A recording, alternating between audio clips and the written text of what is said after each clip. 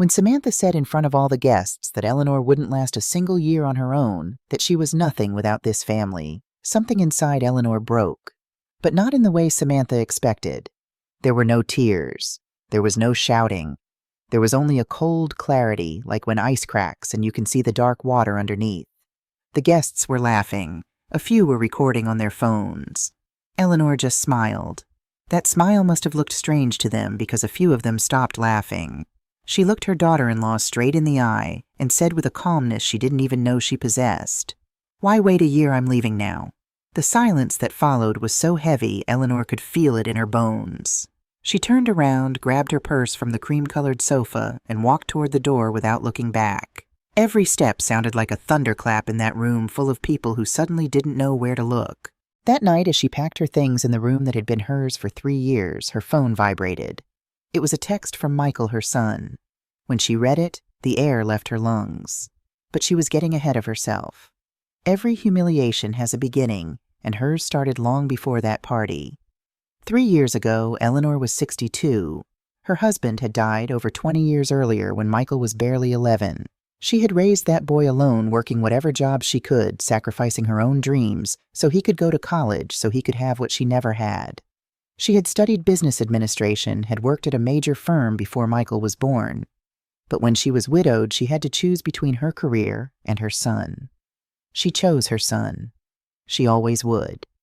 In the small 2-bedroom apartment where they lived, Eleanor had created a home filled with warmth despite their limited means. The living room walls held Michael's academic certificates alongside photographs marking milestones: his high school graduation, college acceptance, first internship. The kitchen, though cramped, had been the heart of their home where Eleanor prepared meals while helping Michael with homework. Every corner held memories of sacrifice and triumph, whispers of late nights working on spreadsheets after Michael had gone to sleep, of birthday celebrations, where Eleanor stretched her budget to make her son feel special. Michael grew up, became a professional, successful. Eleanor was so proud.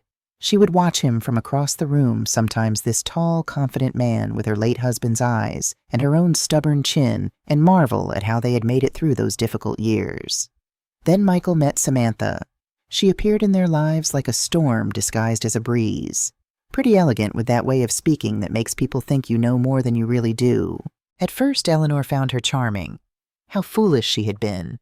Michael was dazzled. They were married 6 months after they met.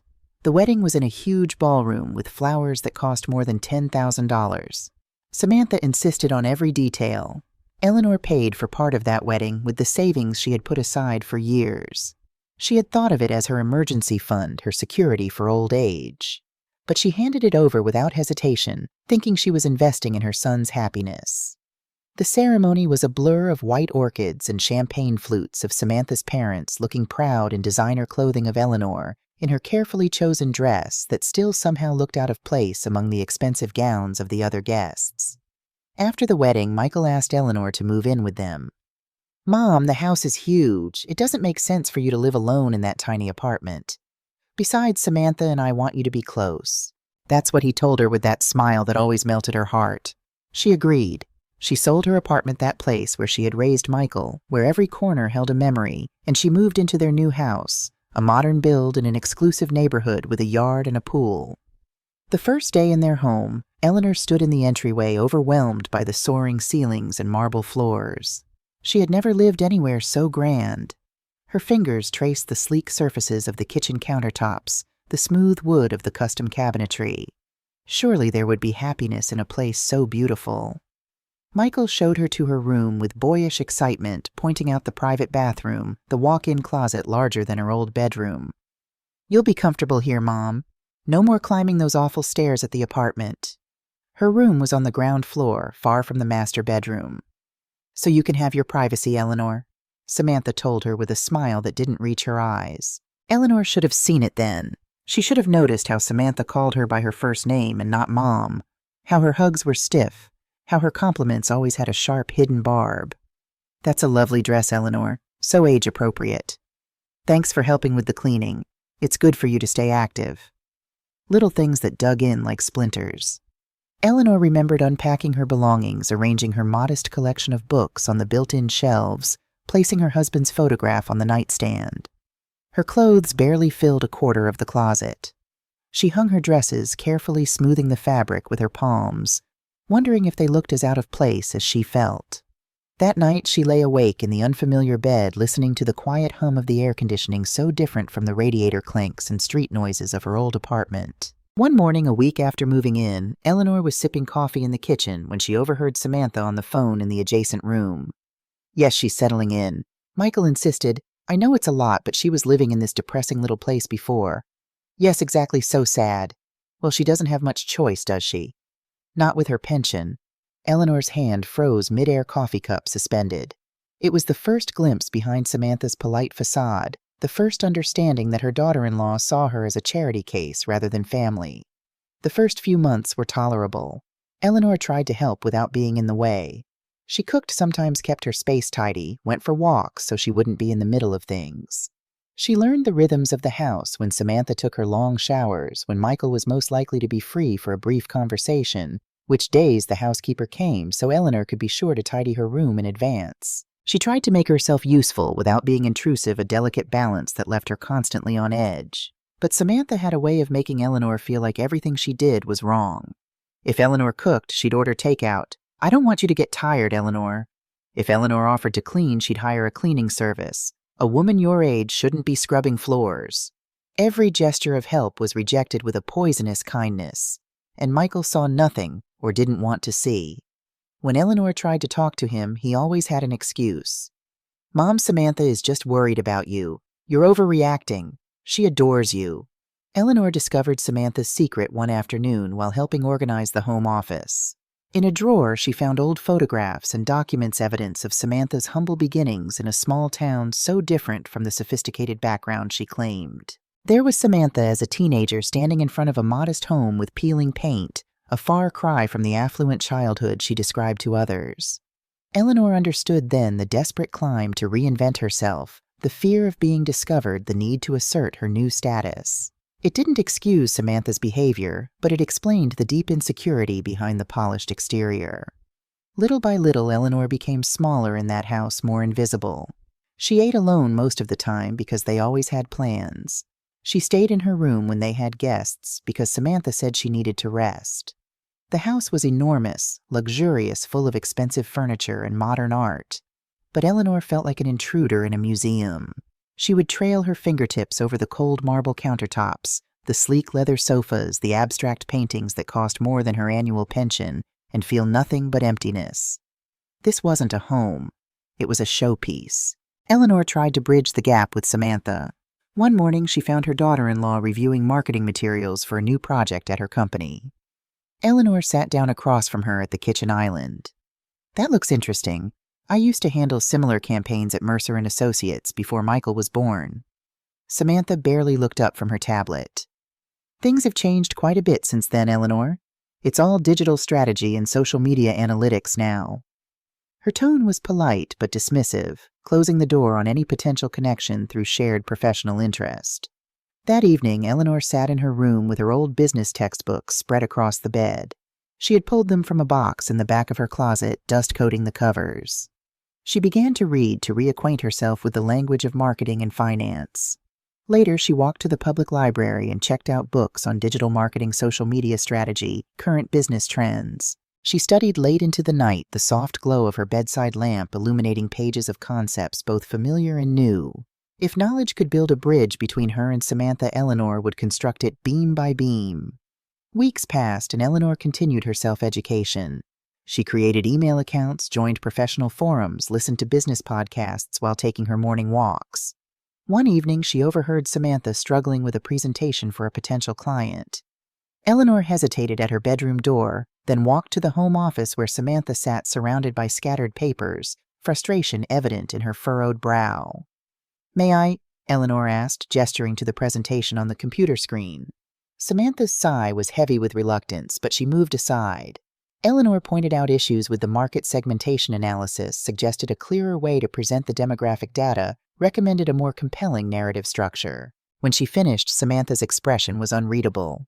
"Thank you," she said finally, the words clipped and cool. "I'll consider your suggestions." The next day, Eleanor saw the presentation printed and ready on the counter unchanged from the version she had critiqued.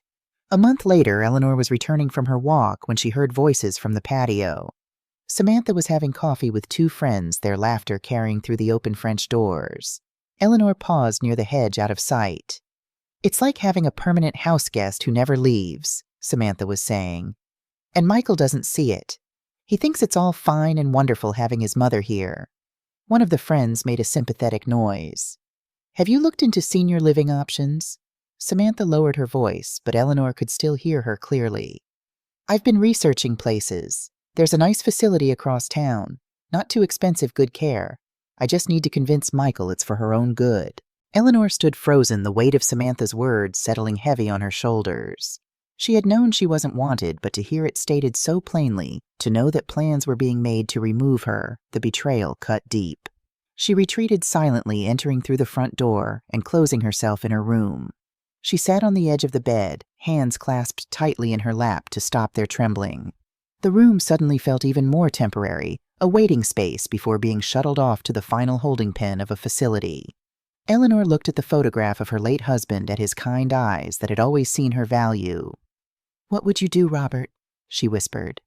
The silence offered no answer. The next morning, Eleanor began her own research.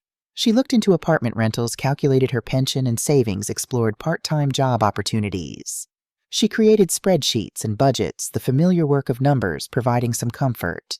She wasn't naive. She knew her options were limited at her age, with a resume showing a 2-decade gap in employment. But she would not be shipped off to a senior living facility like an unwanted piece of furniture. If she was to leave this house, it would be on her own terms. Samantha loved hosting events. Every month there was a reason: birthdays, anniversaries, celebrating some achievement of Michael's at his job. The house would fill with young, elegant, loud people. Eleanor usually stayed in her room, but sometimes Samantha would insist she come down. "Eleanor, come say hello to our friends." And Eleanor would go down, put on her best ivory or dusty rose dress, try to smile, but she always felt the stares, the conversations that would stop when she entered, the muffled giggles. One time Eleanor heard one of Samantha's friends whisper, "Poor Michael having to support his mother at this stage." Samantha laughed. She didn't say a word to defend Eleanor. That night Eleanor cried in her room with the pillow against her mouth so no one would hear her. But the next day she got up, dried her tears, and carried on. Because that's what you do when you love your son. You endure. Eleanor started applying for jobs, sending out applications to local businesses, retail stores, administrative positions. 27 applications, 27 rejections.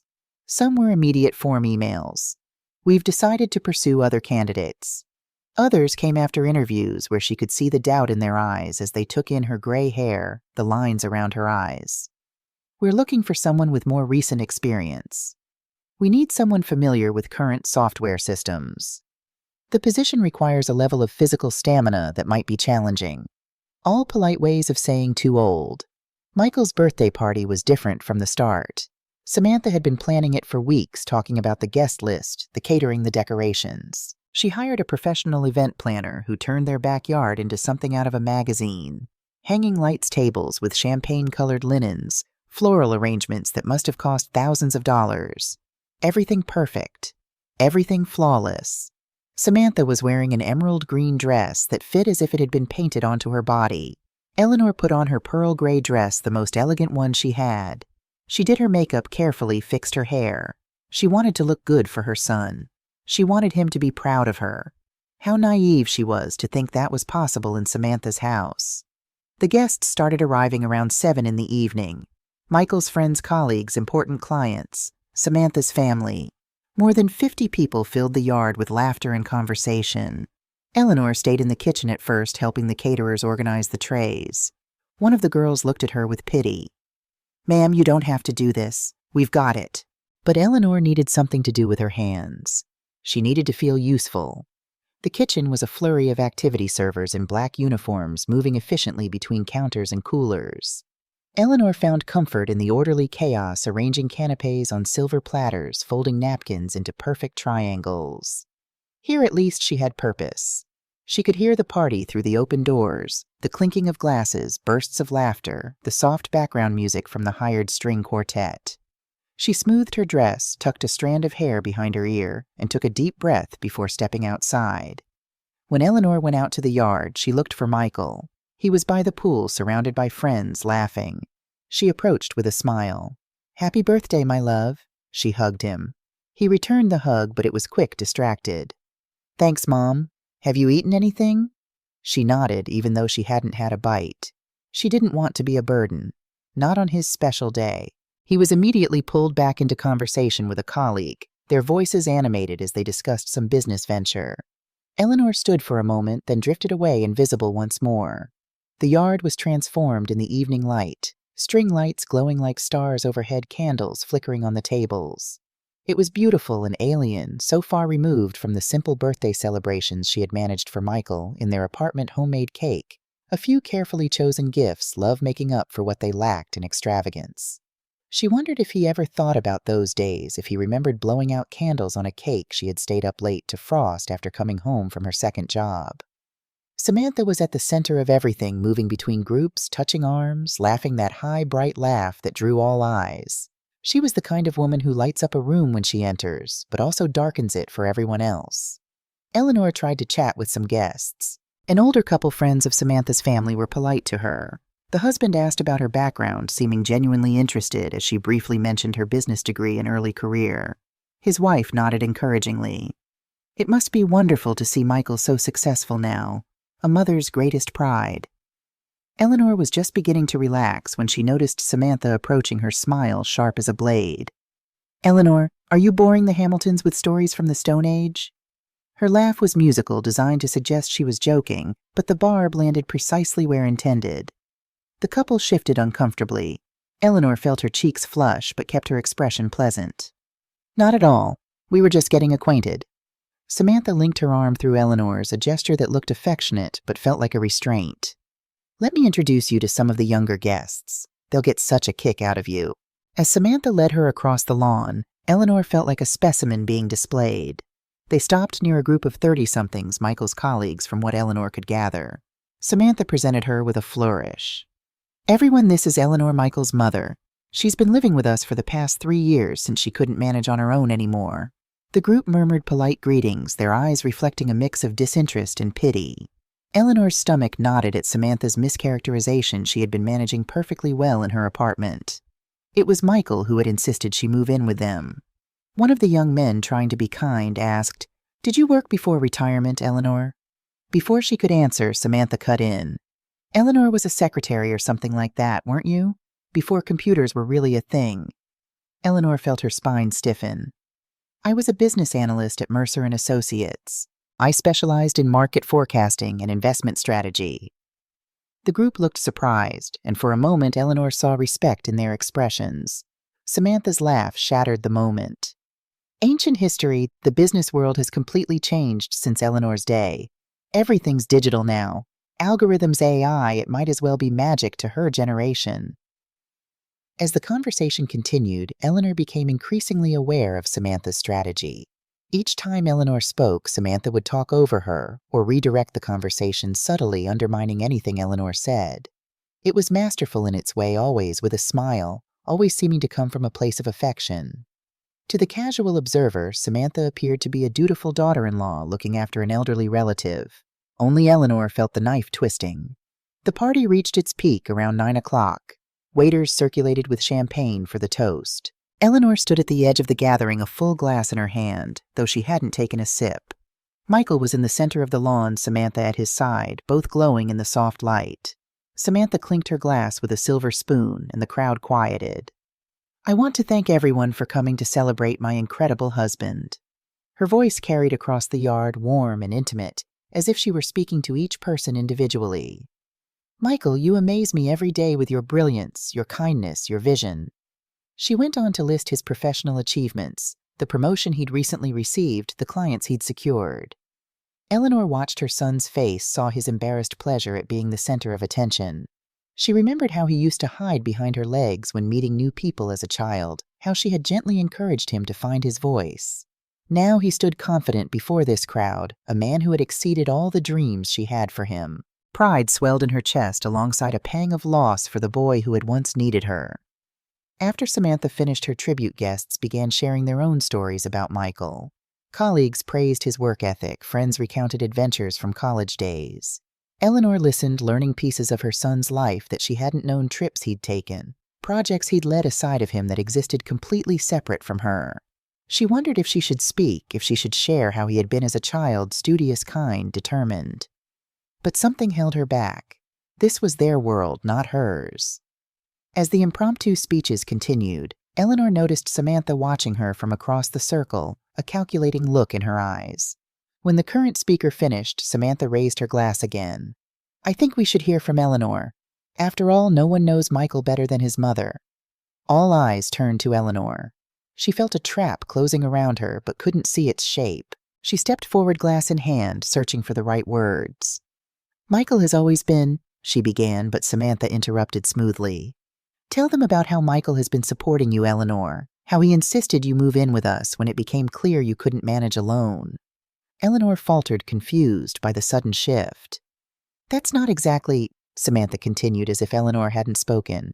"It's been such a journey, hasn't it, living with us for 3 years now? I'm not sure what you would have done otherwise." Eleanor felt the atmosphere change, saw the guests exchanging glances. Samantha's voice took on an exaggerated tone of concern. "I worry sometimes about what would happen if we weren't here. Eleanor hasn't worked in decades, has no real savings to speak of. The world has changed so much I don't think she could last a year on her own." A few nervous laughs rippled through the crowd.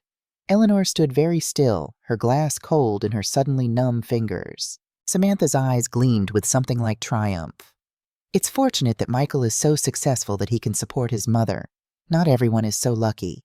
She turned to Eleanor with that same poisonous smile. "Isn't that right, Eleanor? Without this family, without Michael's generosity, you'd be nothing." The words hung in the air, their cruelty laid bare. Someone gasped softly. A few guests looked uncomfortable, but others were smirking.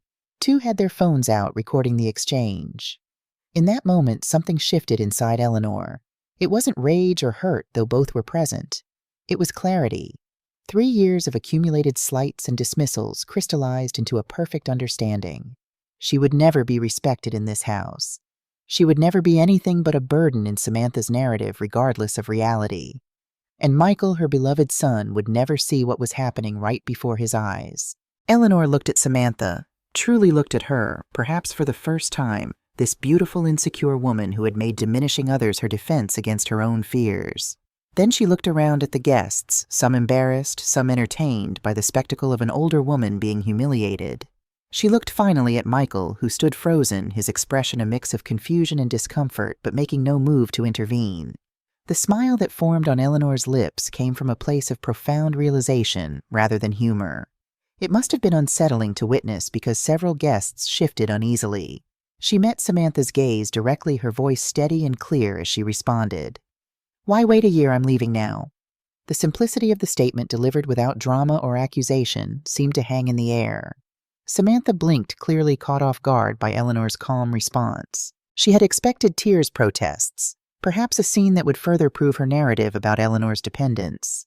Instead, she faced a woman who had found her strength in the very moment Samantha had tried to strip it away. The silence that followed was profound, heavy with unspoken recognitions. Eleanor placed her untouched champagne on a nearby table, turned and walked steadily toward the house. She could feel eyes on her back, but didn't hurry her steps. As she crossed the lawn, she heard a murmur begin to rise behind her, the party atmosphere irrevocably altered. Inside the house, she moved through the empty kitchen, down the hallway to the living room where her purse sat on the cream-colored sofa. She picked it up, its familiar weight grounding her. For a moment, Eleanor stood in the center of the living room, taking in the space that had never felt like home despite its beauty. The sleek furniture, the carefully curated art, the absence of any sign that she lived here, it was all part of Samantha's vision, a vision that had no place for a 62-year-old woman with her own history, her own worth. She walked to the front door, opened it, and stepped out into the night without looking back. The night air was cool against her face as Eleanor walked down the driveway. She had no destination in mind, just the need to put distance between herself and what had happened. Her pearl gray dress, chosen so carefully for the occasion, whispered against her legs with each step. She reached the end of the driveway and turned onto the sidewalk, the street quiet, except for the muffled sounds of the party behind her. It wasn't until she reached the neighborhood park 3 blocks away that Eleanor realized she was trembling. She sat on a bench beneath a streetlight, her purse clutched in her lap. What had she done? Where would she go? The enormity of her spontaneous decision began to settle on her shoulders. She had no home-limited savings, no job prospects. She had walked away from security, imperfect as it was. Fear threatened to overtake her, but she pushed it aside. She had raised a child alone after becoming a widow at 42. She had worked multiple jobs to put Michael through college. She was not without resources, even if they weren't financial. Eleanor reached into her purse for her phone, thinking to call a taxi. As she did, the screen lit up with a text notification. It was from Michael. "Mom, please come back. Samantha didn't mean it that way. Where will you go? This is your home." Eleanor stared at the message, a complex mix of emotions washing over her. Love for her son, disappointment in his blindness, resolve in her decision. She typed a response, deleted it, then simply put the phone back in her purse, unanswered. She sat for a long time, watching occasional cars pass by, organizing her thoughts. She would need a place to stay tonight. Tomorrow she would start making plans. Real plans, not driven by hurt or impulse. She was Eleanor Thompson, former business analyst, widow mother survivor. She had weathered worse storms than Samantha's cruelty. With that thought, she straightened her dress and hailed a passing taxi. As it pulled alongside the curb, Eleanor took a deep breath. This wasn't an ending. It was a beginning. Back at the house, Eleanor packed methodically, taking only what was truly hers. Clothes, personal items, her husband's photograph, the few mementos she had kept from her career. She worked quickly, efficiently, the skills of a lifetime of managing with limited resources serving her well. She could hear the party winding down outside, voices calling goodbyes, cars starting. She had perhaps an hour before Michael would come looking for her. As she zipped her suitcase closed, her phone vibrated again with another text from Michael. "Mom, where are you? Are you still in the house? Please talk to me. Samantha is sorry." Eleanor looked at the message for a long moment. Sorry. Such a simple word for such a complex situation. Was Samantha sorry for the humiliation, or sorry that Eleanor had finally stood up for herself? It didn't matter. The time for apologies, real or otherwise, had passed. Eleanor dragged her suitcase quietly through the house to the front door. She paused in the entryway, her hand on the doorknob. There was a finality to this moment, a severing of more than just living arrangements. She was leaving not only Samantha's house, but also the last vestiges of her identity as primarily Michael's mother. Whoever she would be tomorrow, and the days after, would be solely of her own making. When Eleanor opened the door, Michael was standing on the porch, his face a mask of confusion and distress. Their eyes met his, pleading hers, resolute. "Mom," he began, but Eleanor shook her head slightly. This wasn't the time for a discussion that would change nothing. She stepped past him, pulling her suitcase behind her. As she reached the taxi waiting in the driveway, she turned to look at her son one last time. "Every humiliation has a beginning," she said, her voice steady despite the emotion tightening her throat. "And mine started long before tonight. I love you, Michael, but I love myself too much to stay where I'm not respected." She got into the taxi, closed the door, and gave the driver the address of a modest hotel she remembered near downtown. As the car pulled away, she didn't look back at the figure standing alone on the driveway, didn't see the phone he raised to record her departure, a gesture that would set in motion events she couldn't yet imagine. In the quiet of the taxi's back seat, Eleanor felt a strange lightness spreading through her chest. For 3 years, she had made herself smaller, quieter, less visible to accommodate Samantha's need for control, Michael's desire for peace. Tonight, she had reclaimed her full stature. Whatever challenges lay ahead, and she harbored no illusions that they would be many, she would face them standing tall. The taxi turned onto the main road, carrying her away from a house that had never been home and toward a future entirely of her own making. For the first time in years, despite the uncertainty, Eleanor Thompson felt truly free. 3 months after walking out of her son's birthday party, Eleanor sat at a small wooden desk by the window of her one-bedroom apartment. The morning light filtered through budget blinds, illuminating the space that was exactly 1/4 the size of her room in Michael and Samantha's house. The walls were a rental unit beige, the carpet worn in places, but the modest furniture was arranged with care. A bookshelf held her business texts alongside new volumes on digital marketing and entrepreneurship. A potted fern, her sole indulgence, added life to the corner.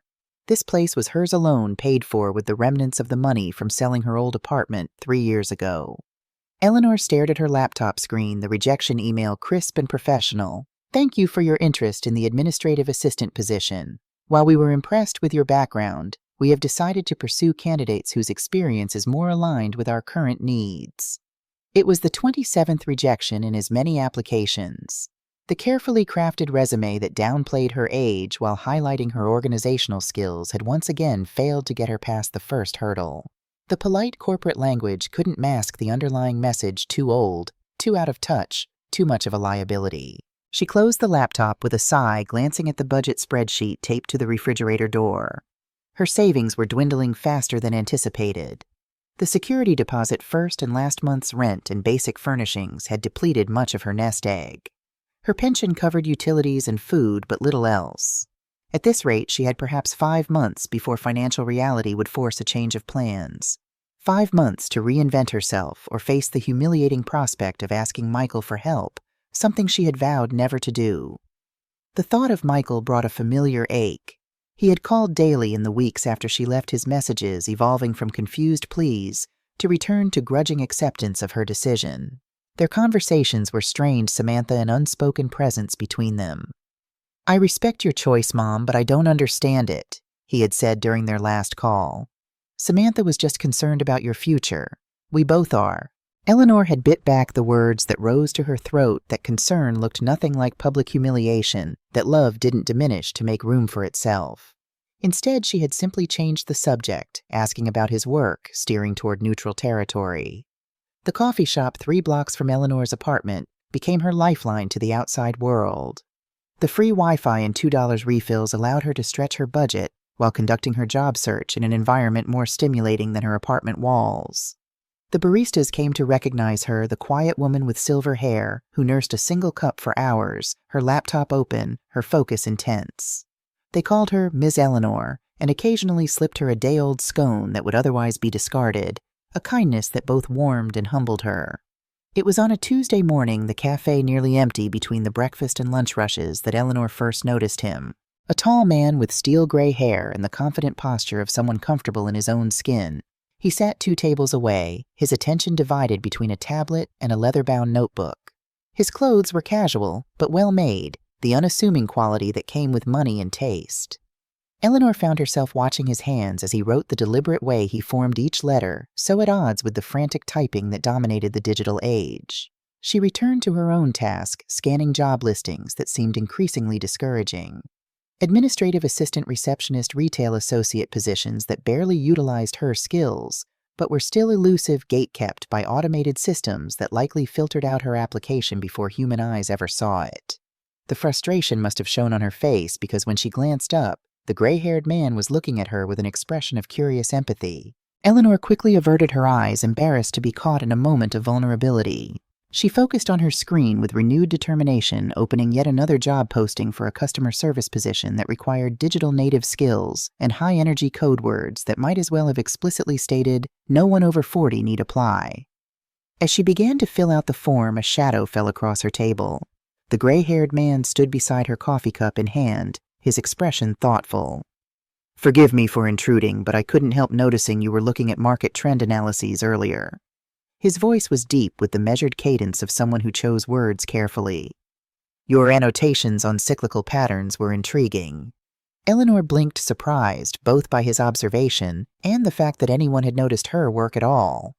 On her screen was a spreadsheet where she had been tracking market sectors, a personal exercise to keep her analytical skills sharp.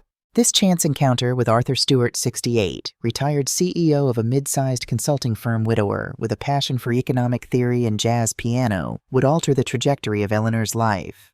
Their conversation that morning flowed from market trends to business philosophy to the challenges of remaining relevant in a rapidly evolving economy. Arthur recognized in Eleanor not a charity case or an obsolete relic, but a sharp mind with valuable perspective. "Experience isn't outdated simply because it has depth," he told her as they parted, exchanging contact information with the promise of continued conversation. In the weeks that followed, Arthur became both mentor and friend. They met regularly at the cafe, their discussions ranging from current business practices to the potential of markets still untapped. Arthur had retired by choice, financially secure and ready for a less demanding pace. Eleanor's situation, her background, the circumstances that led to her current predicament, her determination to rebuild resonated with him in ways she couldn't fully understand. "We all have chapters we never planned to write," he said simply when she finally shared the full story of the birthday party humiliation. "The question is what narrative we create from the pages we're given." Arthur's guidance took practical form. He reviewed her resume, offering suggestions that highlighted transferable skills rather than specific job titles. He introduced her to contemporary business tools, bridging the gap between her fundamental knowledge and current applications. Most significantly, he helped Eleanor identify a market niche that leveraged her unique position consulting for businesses on how to effectively engage with older consumers, a demographic with enormous spending power, but often misunderstood or ignored by marketing strategies designed by younger teams. Eleanor immersed herself in research-gathering statistics on consumer behavior among different age groups, analyzing successful campaigns targeted at mature audiences, identifying the common pitfalls of companies attempting to reach older customers without understanding their priorities and perspectives. She built presentations, drafted service offerings, created a business model for what would become Silver Strategies Consulting. The concept was sound, the market research compelling, but a significant hurdle remained startup capital. Eleanor's remaining savings wouldn't cover the basic costs of establishing a legitimate business office space, marketing materials, professional website, legal fees for business registration. She was reluctant to share this obstacle with Arthur, afraid it would seem like she was angling for financial assistance. Pride had carried her this far. She wouldn't compromise it now. Arthur, however, had anticipated the issue. During one of their strategy sessions, he placed a business card on the table between them. "An old colleague at First Merit Bank. Tell him I sent you." Eleanor started to protest, but Arthur raised a hand. "Not a gift, Eleanor. An investment. I'll co-sign a business loan. The bank gets their interest, you maintain your independence, and I get the satisfaction of being part of something with genuine potential." The arrangement was presented with such matter-of-fact confidence that Eleanor found herself nodding, a lump forming in her throat at this tangible vote of confidence in her abilities. With a modest but sufficient business loan secured, Eleanor leased a small office in a renovated industrial building on the edge of the business district. The space was basic, a main room large enough for a desk and meeting table, a tiny kitchenette, and a bathroom with temperamental plumbing. But the large windows let in abundant natural light, and the exposed brick walls gave the space character. Eleanor furnished it simply but professionally, choosing pieces that communicated competence and stability rather than trendiness. This would be the foundation from which she would rebuild her life, brick by careful brick. The morning Eleanor received her official business license in the mail, she stood in her new office, the document in her hands feeling simultaneously weightless and heavy with significance. Silver Strategies Consulting was real now, a legal entity with her name as founder and president. She had business cards, ordered a website under development marketing materials designed with Arthur's guidance. At 62, when many of her peers were settling into retirement, Eleanor Thompson was launching a new venture. The fear was still there, humming beneath the surface like an electric current, but it was joined now by something she hadn't felt in years: exhilaration.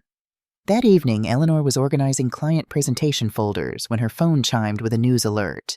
She glanced at it absently, then froze, her heart suddenly racing.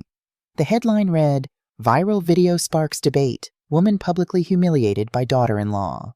Below it was a still image from the video, slightly blurry, but unmistakably showing Eleanor standing in Michael and Samantha's backyard, surrounded by party guests. The moment of her humiliation captured and now shared with the world. With trembling fingers, Eleanor opened the article. The video, apparently recorded by one of the guests and recently posted online, had gained traction across social media platforms. It showed Samantha's cruel remarks, Eleanor's dignified response, and her walk away from the party. The article quoted social media users praising Eleanor's composure and condemning Samantha's behavior. Some had even identified Samantha by name, linking to her professional profiles and calling for accountability. Eleanor sat heavily in her desk chair, overwhelmed by the public exposure of what had been a deeply private wound. Her phone began ringing, Michael's number flashing on the screen. Eleanor let it go to voicemail, needing time to process this new development. Minutes later, a text appeared.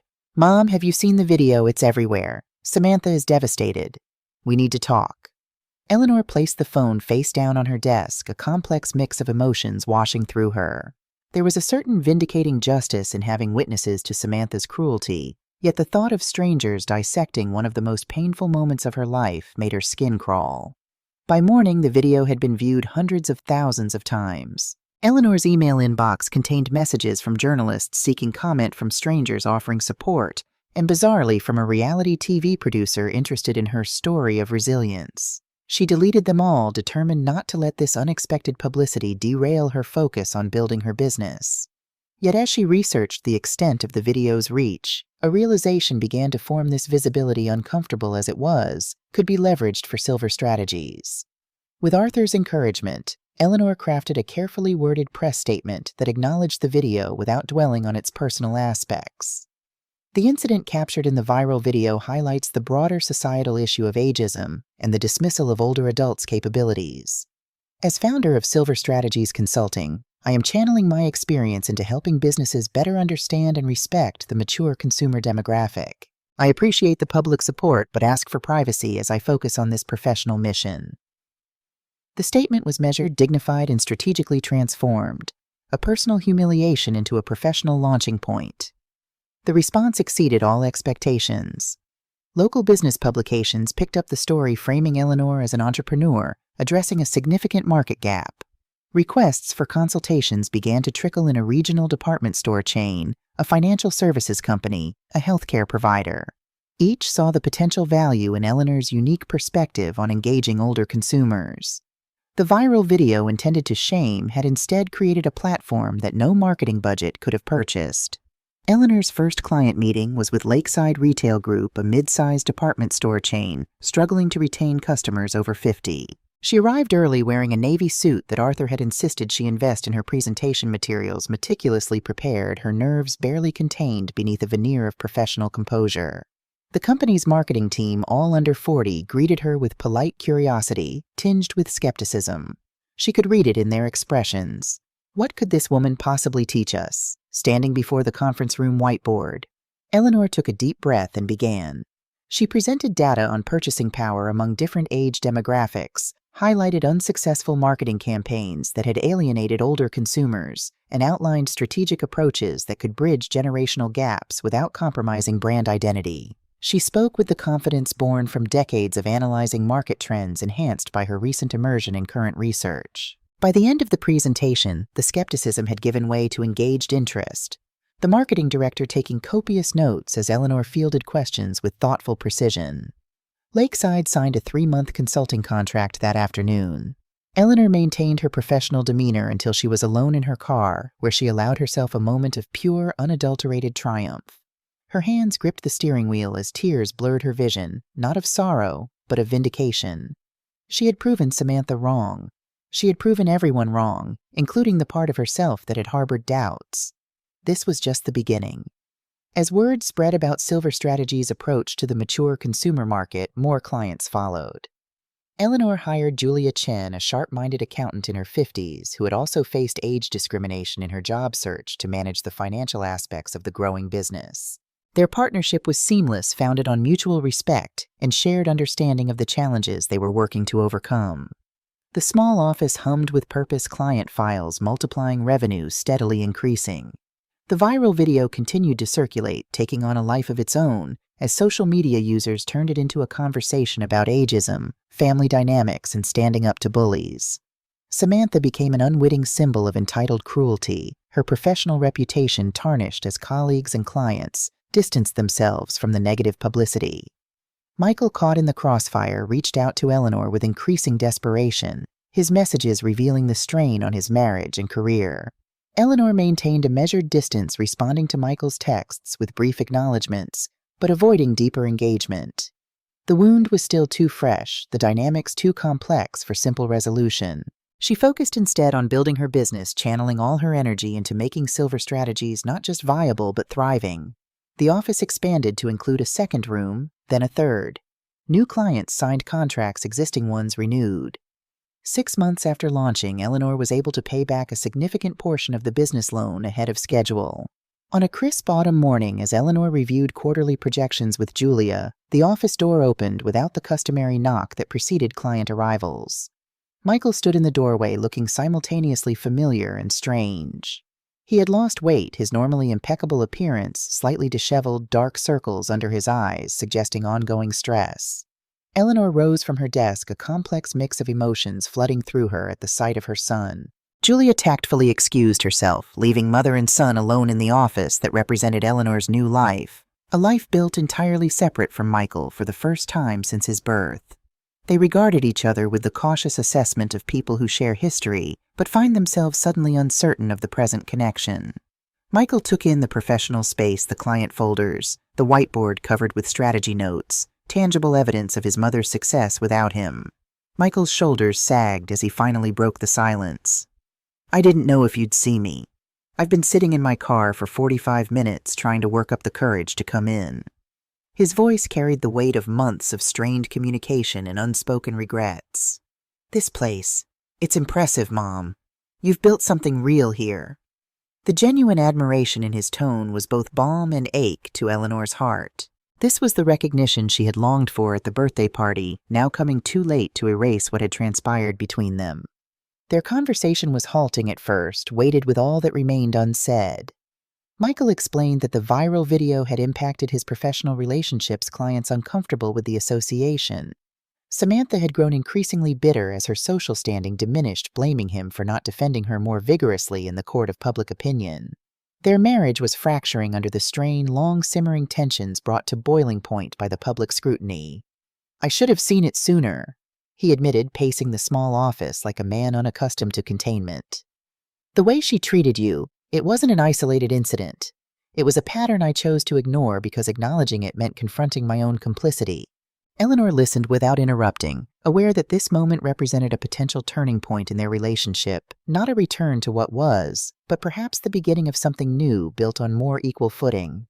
When Michael finally asked for her forgiveness, she didn't offer absolution easily. "Healing takes time," she told him instead. "For both of us. I'm building a life that's mine, not defined by being your mother or Samantha's mother-in-law. I need you to respect that." Michael nodded, understanding dawning in his expression. "Can I help?" He gestured toward the project board where Eleanor had mapped out a digital marketing strategy for a client. "That's actually my wheelhouse. I could consult on the technical implementation." The offer hung between them, not quite an apology, but a step toward rebuilding trust through shared purpose rather than familial obligation. Eleanor considered it, weighing the professional benefit against the potential complications. Finally, she handed him the project outline, a tentative bridge extending across the chasm of hurt that still separated them. In the weeks that followed, Michael became an unofficial technical advisor to Silver Strategies, visiting the office after his own workday to help implement digital solutions for Eleanor's clients. Their collaboration was professional, cautious, gradually warming as they discovered new dimensions to each other. Eleanor seeing her son's genuine talent separate from the success she had always attributed partly to her own sacrifices. Michael recognizing his mother's business acumen that had been overshadowed by her maternal role. The working relationship might have continued in this careful balance indefinitely, if not for the crisis that erupted with their largest client. Meridian Healthcare, a regional hospital system that had contracted Silver Strategies to revamp their patient experience for older adults, abruptly threatened to terminate the agreement midway through implementation. Their senior management had received anonymous emails questioning Silver Strategies' technical capabilities, specifically citing Eleanor's age as a liability in understanding modern healthcare communication systems. The timing couldn't have been worse. Eleanor had recently signed a lease on larger office space, anticipating the revenue from the completed Meridian project. The financial commitments were already in place. Losing the contract now would put the entire business at risk. She worked through the night, preparing a defense of the project, gathering evidence of the progress already made, crafting arguments to counter the baseless allegations. By morning, her eyes were burning from exhaustion, her confidence shaken, despite her efforts to remain rational. Julia arrived early, alarmed by the flurry of panicked emails Eleanor had sent overnight. "This has Samantha written all over it," she declared after reviewing the situation. "The anonymous emails, the specific targeting of your age as a weakness, it's too personal to be coincidence." Eleanor had considered the possibility, but dismissed it as paranoia. Now hearing it from Julia, the pieces aligned with disturbing clarity. Samantha, whose professional connections included several board members at Meridian, had the access and motivation to undermine Eleanor's success. Michael arrived an hour later, summoned by Eleanor's urgent message. His face darkened as he read the threatening emails from Meridian's executive team. "Sabotage," he confirmed the word sharp with anger. "And the digital footprint is amateur hour. I can trace this." He set up his laptop at the conference table, fingers flying across the keyboard with focused intensity.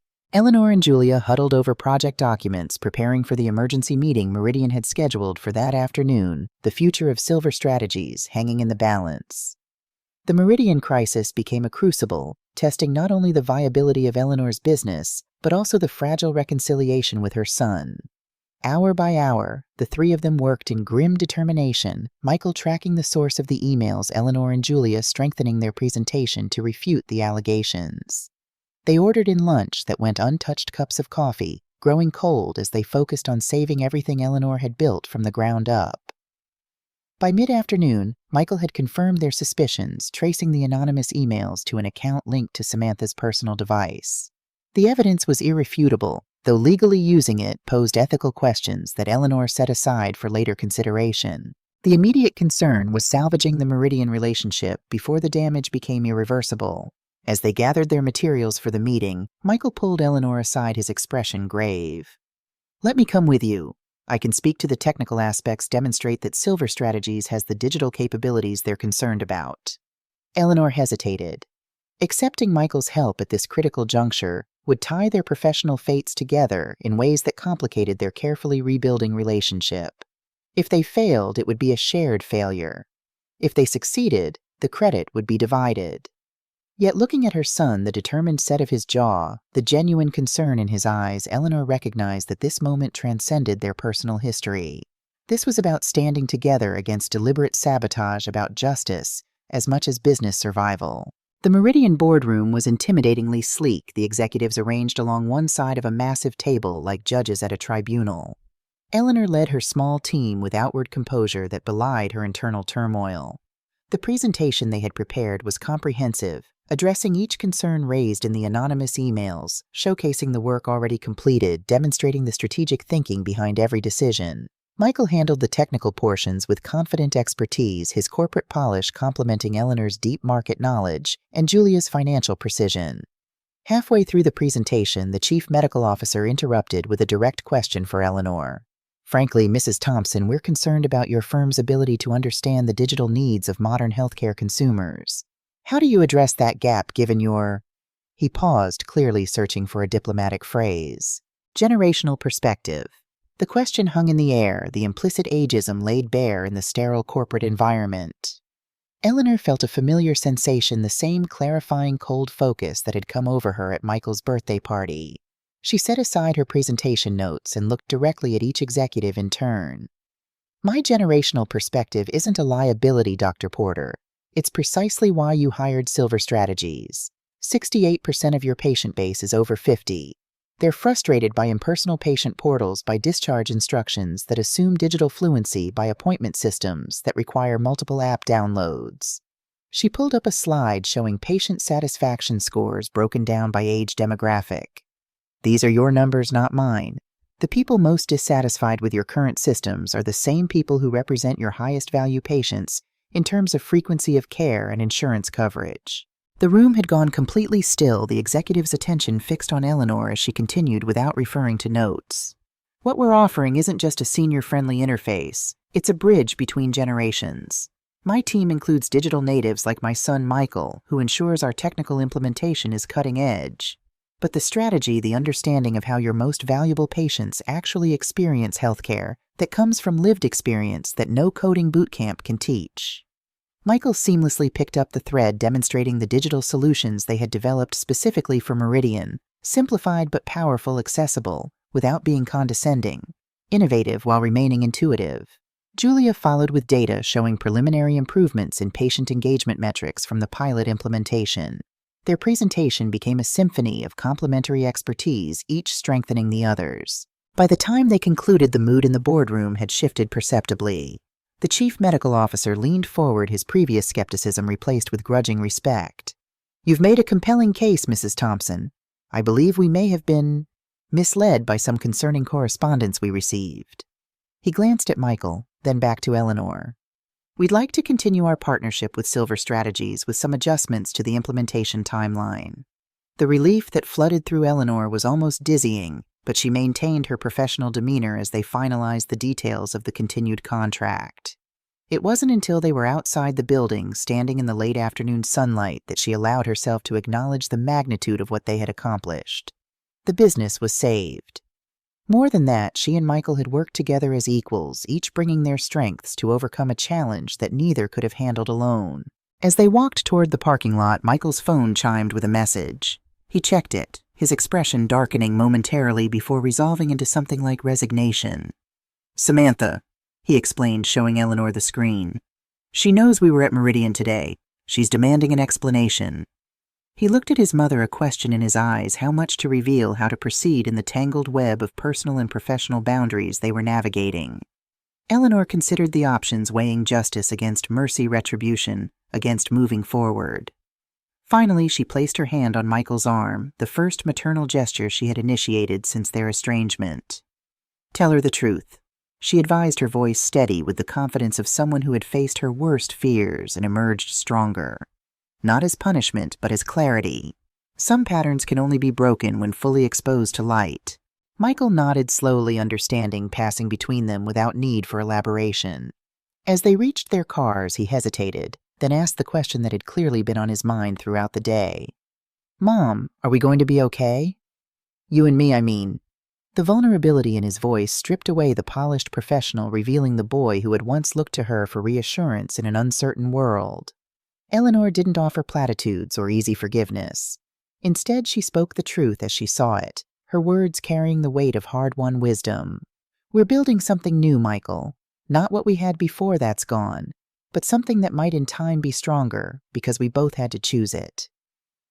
She got into her car, closing the door on this chapter of their shared story, knowing that tomorrow would bring its own challenges and opportunities as Silver Strategies continued to grow from adversity into success. The gleaming windows of the Silver Strategies headquarters reflected the morning sunlight, casting prismatic patterns across Eleanor's desk.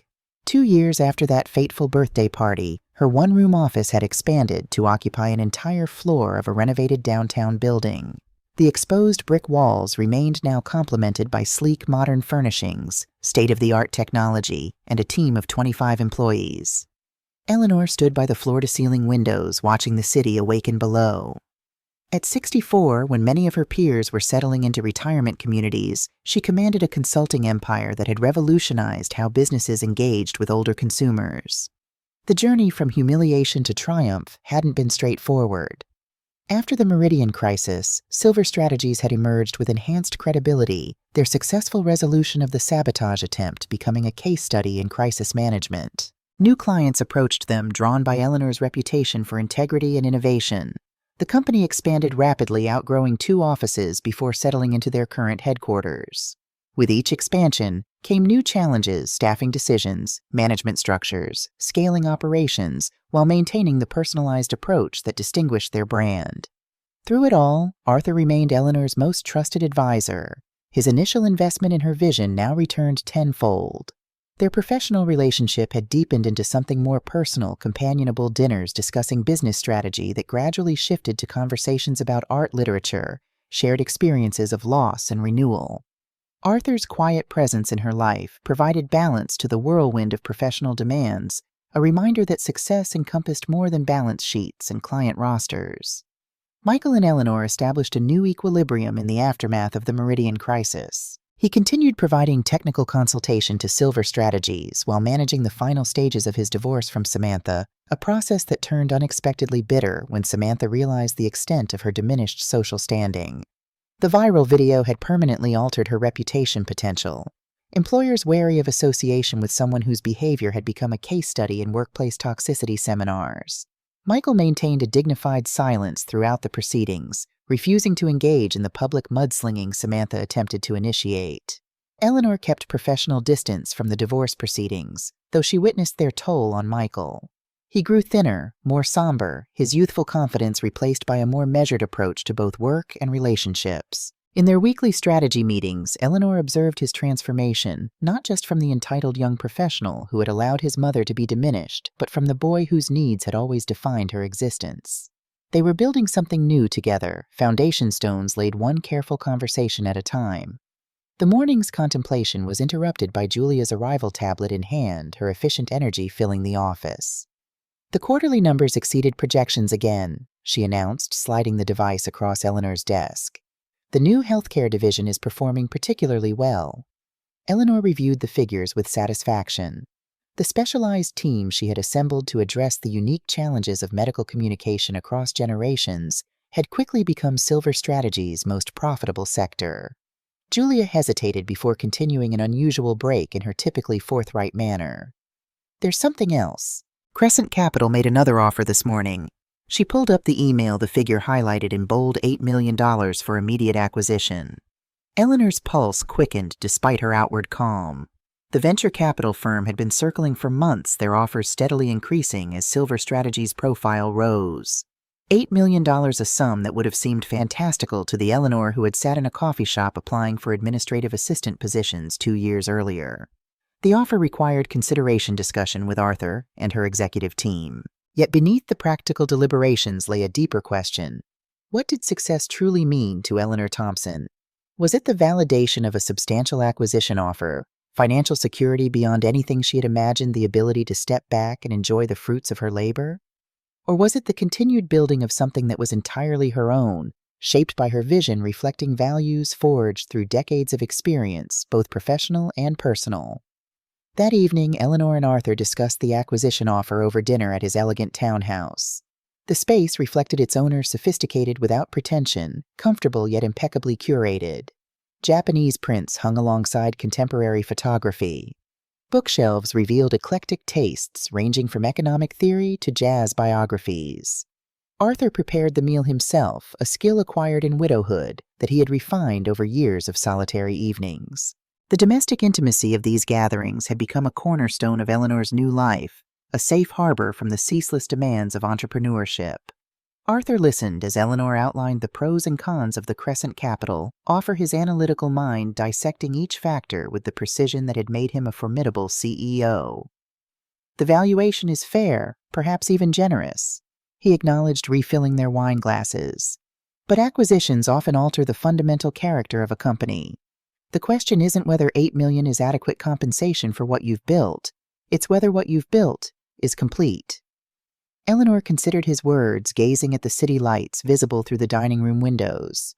Silver Strategies had expanded beyond market expectations, yet she sensed untapped potential, still particularly in their newer initiatives focused on intergenerational workplace dynamics. The company's mission had evolved from simply helping businesses market to older consumers, to fundamentally reshaping how age diversity was valued across organizational structures.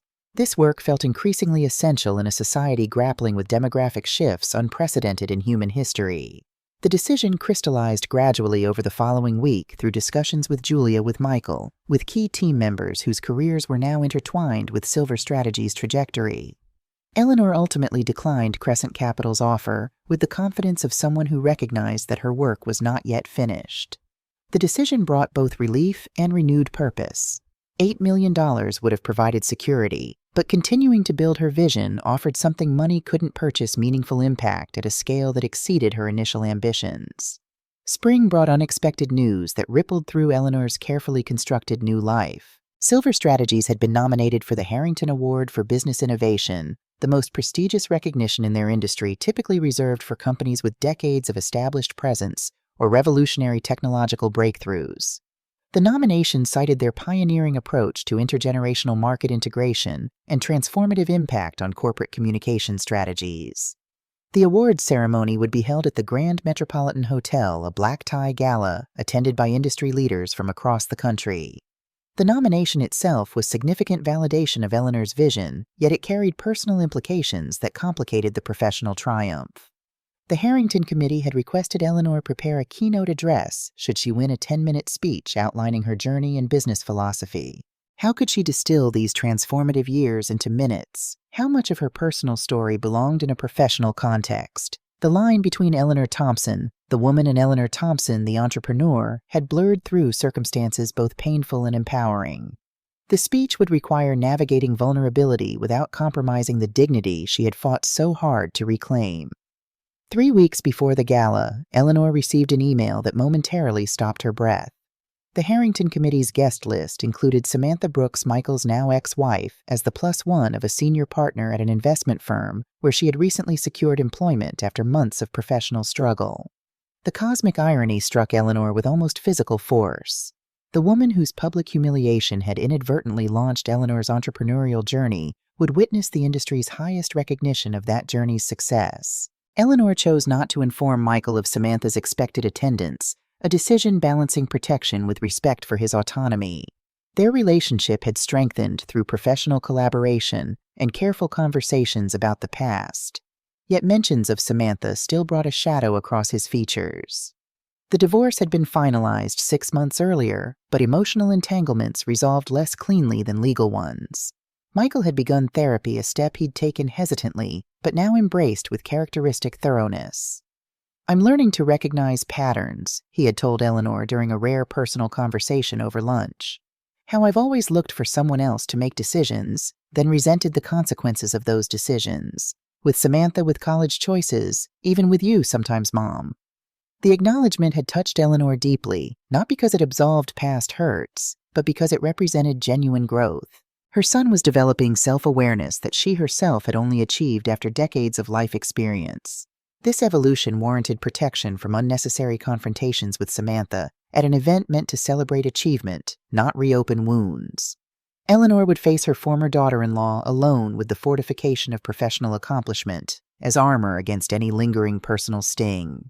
The evening of the gala arrived with crystalline clarity after days of spring rain. Eleanor stood in her apartment, a spacious downtown condominium purchased with Silver Strategies' first substantial profits, contemplating her reflection. The champagne-colored gown fell in elegant lines from her shoulders, the subtle beading catching light with each movement. She had let her hair grow slightly, the silver gray now styled in a sophisticated updo rather than the practical cut she had maintained for years. Simple but expensive jewelry, a self-gift marking her first $1 million contract, completed the transformation. The woman in the mirror bore little resemblance to the diminished figure who had stood in Michael and Samantha's kitchen 3 years earlier, desperate to prove her relevance. This Eleanor exuded quiet confidence, the poise of someone who had rebuilt herself from foundation to pinnacle. The journey remained visible in the lines around her eyes, the set of her mouth experience that could not and should not be erased. But these markers of passage now read as character rather than defeat.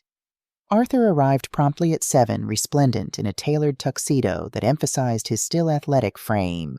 His appreciative gaze as Eleanor opened the door contained admiration beyond the aesthetic recognition of the complete person she had become both professionally and personally. He offered his arm with old-world courtesy that never felt patronizing, a partnership of equals heading toward a significant milestone. The luxury car waiting at the curb symbolized how far they had traveled from their first meeting in that modest coffee shop. Yet the essence of their connection remained unchanged, mutual respect forged through recognition of inherent value. The Grand Metropolitan's ballroom dazzled with crystal chandeliers, white floral arrangements, and the subtle indicators of extreme wealth disguised as understated elegance. Business luminaries filled the space, the combined net worth in the room reaching stratospheric figures. Eleanor moved through the pre-ceremony reception with practiced ease, accepting congratulations from clients, exchanging pleasantries with competitors, introducing Arthur and Julia to key industry figures. Her team occupied a prominent table near the stage, Michael among them, his quiet pride evident in his expression each time Eleanor's nomination was mentioned by passing guests. Halfway through the reception, Eleanor felt a shift in the room's energy, a subtle reorientation of attention toward the entrance. She turned, somehow knowing what she would find. Samantha stood in the doorway, clinging to the arm of an older man in an expensive but slightly ill-fitting tuxedo. The black dress she wore had clearly been selected to impress, yet compared to her former wardrobe, it showed signs of compromised designer, but not current season elegant, but not extraordinary. The physical changes in Samantha registered immediately: the slight tightness around her mouth, the defensive set of her shoulders, the eyes that darted around the room assessing status and threats rather than opportunities. Eleanor observed these details with analytical detachment, surprised by the absence of personal reaction. The woman who had once held such power to wound now appeared remarkably small, not in stature, but in significance. Samantha's gaze swept the room inevitably, finding Eleanor. Recognition flickered across her features, followed by a complex series of emotions too rapid to categorize individually. Eleanor acknowledged her former daughter-in-law with a slight nod, neither friendly nor hostile, merely acknowledging their mutual existence in this shared space, before returning to her conversation with the chief marketing officer of a national retail chain. The ceremony began with customary speeches from the Harrington Foundation representatives, followed by awards in several categories preceding the main business innovation recognition. Eleanor listened attentively, her speech notes tucked into the small evening bag on her lap, Arthur's reassuring presence beside her. When her category was announced, the introduction highlighted Silver Strategy's remarkable impact on corporate approaches to generational diversity, transforming what had been viewed as a marketing challenge into a strategic advantage through innovative methodologies and authentic representation. The presenter opened the envelope with theatrical pause. And the winner of this year's Harrington Award for Business Innovation is Eleanor Thompson, founder of Silver Strategies Consulting. The ballroom erupted in applause as Eleanor rose from her seat, accepting congratulatory touches from her team as she made her way to the stage. The Crystal Award was substantial in both weight and significance, catching light as she accepted it with steady hands. Standing at the podium, Eleanor surveyed the audience of industry peers, people who now evaluated her solely on professional merit rather than age or circumstance. Eleanor placed her prepared notes on the podium, but found herself setting them aside, drawn instead to speak from the authentic center that had guided her rebuilding. "A year ago, someone told me that I had nothing," she began, her voice clear and measured. And that person was right. A murmur passed through the audience, those familiar with her viral video recognizing the reference. "I had nothing except a decision to make to disappear or to flourish. I chose to flourish." The simplicity of the statement resonated through the silent ballroom. Eleanor continued weaving together professional insights with personal truth, articulating how adversity had clarified rather than obscured her vision. "In the process, I discovered that it is never too late to become who you were meant to be. Each of us carries expertise that cannot be replicated through algorithms or academic credentials, a lone-lived experience that, when properly channeled, creates solutions impossible to derive through conventional methodologies." She outlined Silver Strategy's approach to intergenerational collaboration, the frameworks they had developed to translate between communication styles shaped by vastly different historical contexts. She acknowledged her team, Julia's financial acumen, Michael's technical expertise, the diverse perspectives of employees ranging from 25 to 72. Throughout, she maintained the perfect balance of authority and accessibility that had become her professional signature. As Eleanor concluded her speech, she allowed herself a brief moment of personal acknowledgement. "This award isn't just mine. It's for every woman who has been dismissed, underestimated, made invisible. It's for every person who has picked themselves up off the floor after being knocked down. It's for everyone who dares to start over when the world says it's too late." The applause began before her final words swelling to fill the ballroom as she stepped back from the podium, award in hand, achievement undeniable. Returning to her table, Eleanor was enveloped in the genuine celebration of her team, their collective success manifested in this industry recognition. Michael embraced her with uncharacteristic demonstrativeness, whispering congratulations that carried the weight of their complicated journey together. Arthur's quiet pride spoke volumes without words. The moment crystallized everything Eleanor had built, not just a successful company, but a community united by shared vision and mutual respect. Later, as guests mingled during dessert, Eleanor excused herself for a moment of solitude. The ballroom's adjacent terrace offered respite from the constant interaction, the night air cool against her skin after the warmth of the crowded space. She stood at the stone balustrade, award still in hand, absorbing the reality of this milestone. The city lights spread before her buildings, where decisions were made daily about how to value human capital across the age spectrum, decisions increasingly influenced by Silver Strategy's methodologies. The sound of the terrace door opening interrupted Eleanor's reflection. She turned, somehow unsurprised, to find Samantha standing there, uncertainty evident in her posture, despite the determined expression she attempted to maintain. The moment stretched between them, loaded with shared history and divergent trajectories. Samantha's fingers twisted nervously at her side. Her practiced social confidence evaporated in the face of this unanticipated private encounter. Samantha broke the silence first, her voice lacking its former assurance. "Congratulations on your award." That was quite a speech. The words seemed extracted reluctantly. Obligation rather than sincerity, yet the effort itself revealed how completely their power dynamic had shifted. Eleanor studied her former daughter-in-law with anthropological interest, this woman who had once wielded casual cruelty as currency, now struggling to navigate a conversation where she held no leverage. Eleanor responded with simple acknowledgement, neither encouraging connection nor displaying animosity. "Thank you." She could have left it there, the minimum courtesy fulfilled. Yet watching Samantha's discomfort, Eleanor recognized something beneath the defensive exterior, the profound loneliness of someone who had constructed identity entirely from external validation, now stripped away. The realization didn't inspire forgiveness, so much as perspective. Samantha's actions had inflicted real harm, but they had sprung from insecurity so deep it had consumed her relationship with Michael, her professional reputation, her social standing. Samantha glanced at the award, then back at Eleanor, visibly struggling for words. "I didn't expect you would." She trailed off, unable to complete the admission that she had underestimated Eleanor so completely. The unfinished sentence hung between them, more honest in its incompletion than any polished statement could have been. Eleanor didn't help her finish it, allowing the awkwardness to serve its purpose. Acknowledgement of error without the false comfort of easy absolution.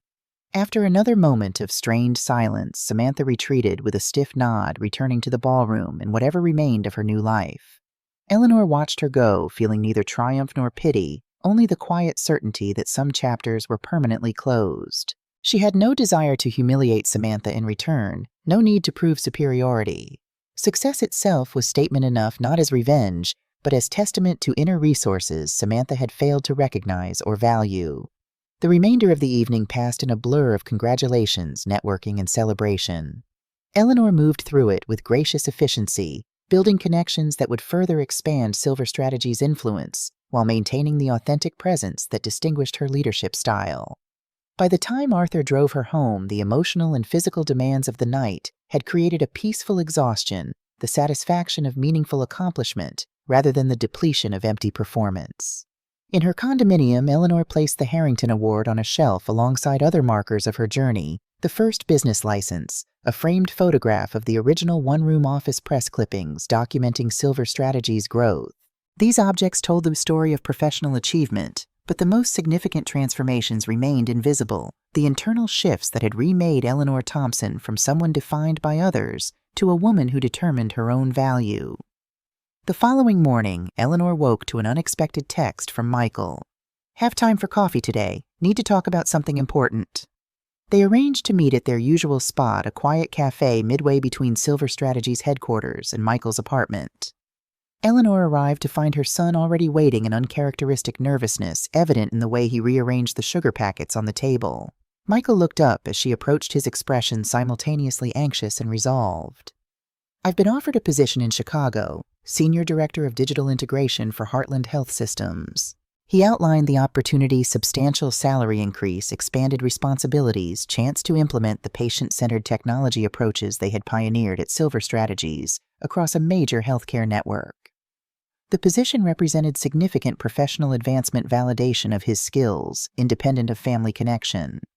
Eleanor absorbed the news, recognizing the complex emotions beneath the career development. Michael was considering leaving not just the city, but their carefully reconstructed relationship, the collaborative partnership they had built through professional respect rather than familial obligation.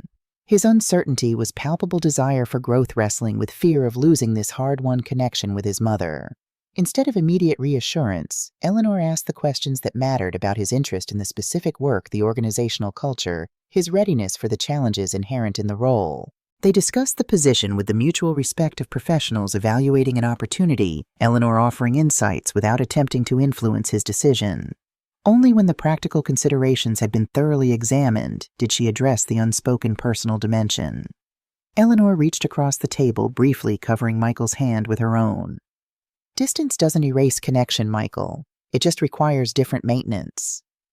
The simple truth encompassed their entire journey from the enmeshed relationship that had made them vulnerable to Samantha's manipulation through the complete rupture following the birthday party to this new equilibrium built on mutual respect and separate identities. Whatever you decide will adapt. That's what we do now. Relief visibly washed over Michael's features, permission to pursue his path without abandoning the relationship they had painstakingly rebuilt. They spent the remainder of their coffee discussing logistics opportunities, challenges of potential transition. When they parted, their embrace carried the comfort of genuine connection rather than the obligation of family role. That evening, Eleanor hosted a small gathering at her condominium, Arthur Julia Key team members who had contributed to the Harrington recognition. The conversation flowed easily, moving between business prospects and personal anecdotes, the boundaries fluid in the way of people who had built something meaningful together. Eleanor observed the interactions with quiet satisfaction, particularly noting Arthur's increased integration with her professional circle, his hand occasionally finding hers in moments of shared understanding. Later, after the guests had departed, Eleanor and Arthur stood on her balcony overlooking the city, comfortable silence between them. The Harrington Awards ceremony represented professional culmination, but Eleanor found herself focusing instead on the personal transformations of recent years, from defined by relationship to self-determined, from diminished to expansive, from enduring to flourishing. Arthur's voice broke the contemplative silence. "I've been thinking about that acquisition offer from Crescent Capital." Eleanor turned toward him, curious about this unexpected reference to business matters in what had become a distinctly personal moment. He continued, his expression thoughtful. $8 million is a significant validation of what you've built, but I wonder if you've considered what it represents beyond financial terms. Eleanor waited, sensing he was working towards something specific. Arthur chose his words with characteristic precision. "Silver Strategies has become more than a consulting firm. It's a vehicle for changing how society values experience. The acquisition offer measures market impact, but your vision extends beyond market considerations." He paused, looking out at the city lights. "I've been drafting a proposal for the Silver Foundation, a nonprofit extension that would focus on systemic change through education policy advocacy research, the kind of infrastructure that could outlast any individual career." The concept resonated immediately, articulating possibilities Eleanor had sensed but not yet formulated. A foundation could extend Silver Strategies' impact beyond consulting engagements, address structural ageism through institutional channels, create lasting change that transcended commercial considerations. More importantly, it represented evolution rather than conclusion, building upon success rather than simply monetizing it. Eleanor's mind raced with implications, potential structure funding mechanisms. Arthur watched her with knowing amusement, recognizing the rapid processing that characterized her approach to new concepts. "We can discuss details tomorrow," he suggested. "Tonight is for celebration, not planning." He hesitated, then added with uncharacteristic vulnerability, "and perhaps for acknowledging that our partnership has grown beyond professional dimensions." The statement hung between them, not a question, not a declaration, but an opening for mutual recognition of what had developed gradually over months of shared purpose and deepening connection. Eleanor considered the man beside her, his intelligence integrity, the quiet strength that had supported without overshadowing her rebuilding. Arthur represented partnership based on equal value rather than comparative function, appreciation of accumulated wisdom rather than diminishment of it. Eleanor turned toward him, fully decision crystallizing with the same clarity that had guided her professional transformation. "The Silver Foundation is an inspired concept. We should definitely explore it further." She paused, allowing the moment its proper weight. "And yes, our partnership has evolved in ways worth acknowledging, and perhaps worth developing further." The simple exchange contained multitudes' recognition of their deepening personal connection, commitment to continued professional collaboration, acknowledgement that at 64, Eleanor Thompson was not concluding chapters, but beginning new ones. 3 years after walking away from humiliation with nothing but determination, she stood on her own balcony, surrounded by evidence of success, built entirely on her terms. Eleanor gazed at the city below, thinking of the journey from that birthday party to this moment of integrated accomplishment. The path had never been straight, the challenges never simple, the victories never guaranteed. Yet standing here now, professional recognition, secured personal autonomy, established future possibilities expansive, she recognized the profound truth that had emerged from that painful catalyst. Arthur's hand found hers as they contemplated the cityscape together. Tomorrow would bring decisions about the foundation, about Michael's potential move to Chicago, about the next evolution of silver strategies. But tonight was for acknowledging how completely Eleanor had transformed limitation into possibility, humiliation into strength, ending into beginning. The woman who had once been told she was nothing without family support had created something entirely her own, not in spite of her age and experience, but because of them.